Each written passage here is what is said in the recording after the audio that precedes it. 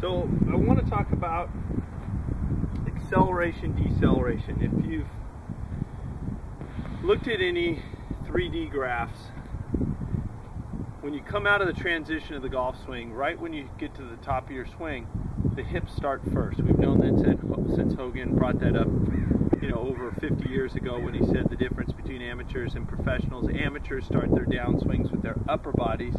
Professionals start their downswings with their lower bodies. Okay, we've known that for years, but when we got the 3D systems, what we found was that if you look at a graph, the hips accelerate first, but then they do a thing called decelerate. Okay, so what causes the hips to decelerate? Well, basically, when you look at those 3D graphs, they break it up into a hip segment, a chest or a thoracic segment, so right in here, an arm segment, and a club segment. And what they found is, if I was to take my chest and accelerate it really hard, my hips have to actually stabilize, which on a 3D graph, if they're going fast and then I accelerate my chest and they have to stabilize because this segment on top of this segment this one decides to accelerate, this one has to stabilize or decelerate on the curve. Well, one of the things that I see in a lot of people is they might get it right out of the gate, but they don't decelerate and they don't have these sharp decelerating peaks in order and correct order. So I've been working on this and thinking about this for a long time, and I was prescribed some drills where I maybe punch the ball and bring the club back and a few things like that. And I've been all these years understanding the swing is very similar to a throwing motion. So when you throw a ball, your hips start first, then your chest kind of goes, but then your chest has to slow down to let your arm accelerate past you. Okay? Drew Brees, who throws footballs in the NFL, obviously, and he had the same kinematic sequence as a golf swing. So Hogan actually had this sidearm picture in his 5 Fundamentals book describing the swing similar to skipping a rock or throwing a ball sidearm. And I played a lot of shortstop back in my day, and that's always made sense to me. My issue is I'm right-handed throwing though, but I play golf left-handed.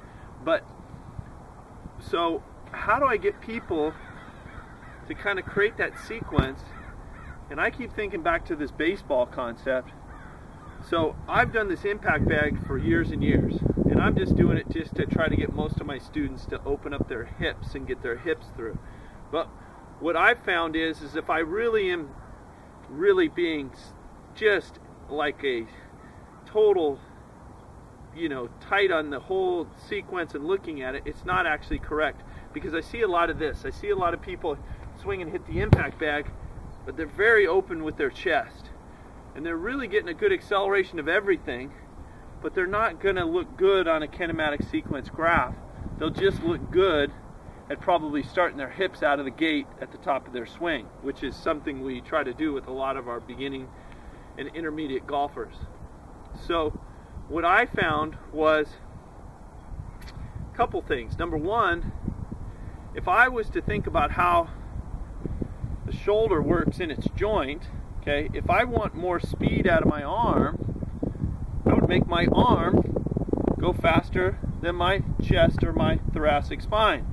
Okay, if I slap somebody, instead of dragging my arm like this, I can, like snapping a towel. You can snap a towel and make your arm go like this, and it'll snap a towel faster than if you try to do it with everything connected. What you don't realize is in the golf swing, if you kept your arms connected here to your shoulders, this is what your swing would look like. But obviously, nobody any good swings it like that.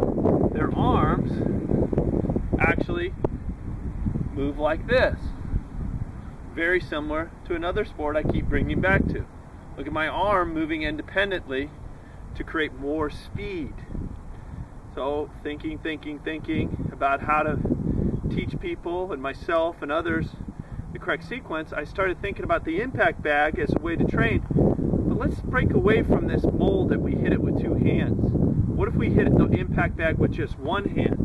What if it was like this, and I took it back, and then about halfway down, similar to a throwing motion, I actually let my arm accelerate. Now look where my chest is. Not as open if I was hitting it with two hands. For most people, that is. Now, I can train my trail arm. I actually prefer to start with the lead arm. Here's the lead arm. Here's me halfway down, letting my arm accelerate to create more speed. Now here's the ticket to this whole thing. If I speed up my arm, what does my thoracic or my chest do? It has to stabilize and slow down. So if it slows down, then I can basically give the energy to the next segment, which is my arm, and then hopefully that'll transfer to your club, and you'll get these four beautiful peaks in the right order and have that deceleration we're looking for. So here's me about halfway down. I've got hip first, I've let my chest go, but I let my arm accelerate. Here's a little bit slower so you can see it. Okay, so I like to go lead arm, front arm, trail arm, and then I like to put that together. And now what I do is I let my arms accelerate. Now look where I am impact position wise versus being really open like you would be if you just ask most people to hit the impact bag. Most people are going to look like this, and I'm going to look like this. And if I put a ball in front of me right after I perform this exercise, I can use that same concept when I swing the club, and I can let my arms accelerate. So that would feel like this.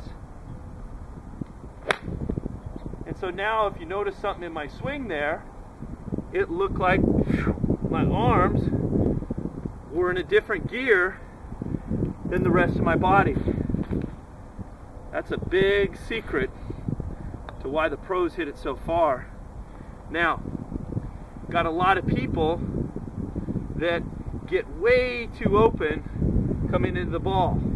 And when we see them on high-speed video, about right in here when the club reaches parallel to the ground, if they were a left-handed golfer, this right shoulder's gone. If you notice something with me, when I come down and I'm here and I let the club pass me, when the club reaches there, you see how you still see a lot of my chest? See how I would still be down in my posture?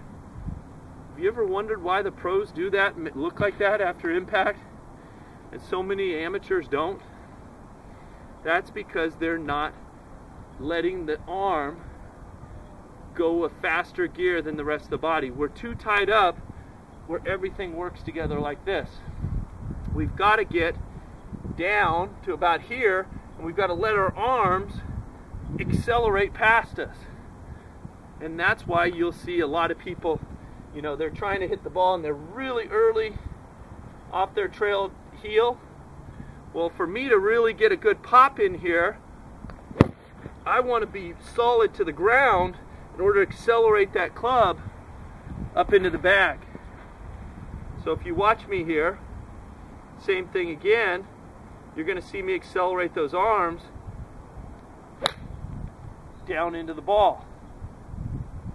So that's my tip to creating the proper peaks, which is acceleration followed by deceleration, acceleration followed by stability, acceleration followed by stability, acceleration, and then that slows down to let the energy go to the club. That's your sequence for the proper swing.